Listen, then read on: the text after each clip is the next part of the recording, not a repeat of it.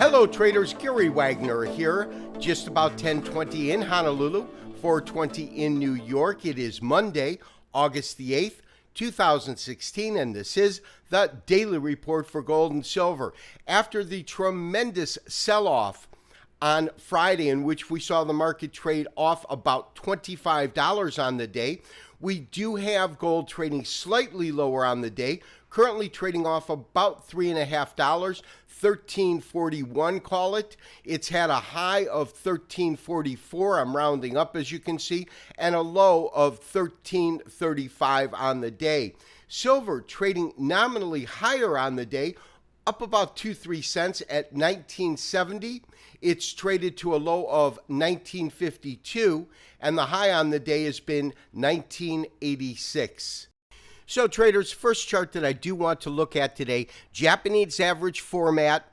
It is, of course, a daily chart that we're looking at, and it's clear to see that the resistance that existed at around this, 1380, draw a line straight across, is still absolutely in the market. We've been unable to see gold trade above this particular price point. And once again, we saw it hit resistance, begin to move back down.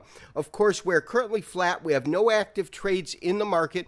We did get out of our last trade with a small profit, $11 on the trade, $1,100 per contract, or roughly a 10% gain on the trade, which isn't too bad for a 2-week trade, although I still feel as though we gave a lot of it back, having seen the reports that came out. Jobs report really taking this market and dramatically selling it off by about $25. You can see that obviously even on this type of a chart, the Japanese average chart.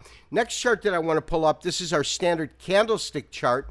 And when we look at this particular chart and the day's activities, there's a couple of things that really stand out, and let me show you what I'm talking about. The first thing that stands out is, if you recall, we put in a fib retracement that basically goes from 1311 up to 1374, and then we plotted our various retracement levels, 50% here and then 61% here, which comes in at 1335. Low on the day today, 1335. So we've touched on that 61%. My sense is that as long as we remain above 61, we could go to 78 theoretically, but that really decreases the probability that we're still in some sort of an impulse or up rally mode. But as long as we're above 61%, we're definitely within the confines of really seeing the market retrace and then move back up. The second thing that's of interest is the type of candlestick we have today, which is a doji candle. A doji is where the open and close are pretty much identical or very close. You can see that here. So when you have the red candle down, you have this doji in a star position.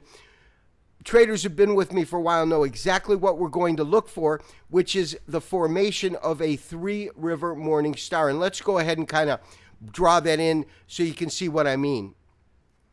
So traders, what I've done is just basically drawn in some imaginary candlesticks, but it's to illustrate the point that I'm talking about, which is that after a defined downtrend, we certainly can say we've gotten that. You get this long red candle. That's the first candle in the pattern. You get a star. This, in this instance, is a doji star in the morning position. And if that is followed by a green candle with a higher high and a higher low than the star, which means that that star stays in a star formation, that itself, those three candles, form a three-river morning star. You don't take that in terms of a candlestick call unless you get some sort of a confirming candle. Confirming candle in all bullish patterns is a green candle, simply meaning that the market opened and then closed higher than the open with a higher high and a higher low than the previous cycle. That would be your confirming candle. We would enter somewhere roughly right in this area. That's what would trigger that particular call. The second thing that I like about that is that it comes in terms of where we found support right at that 61% retracement.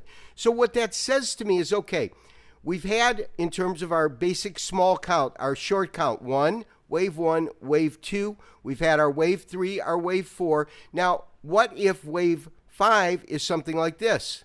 Now, in other words, what we would see is that we would get basically a 3 count within this wave 5, and as long as the market actually holds this area, it's a very, very solid model.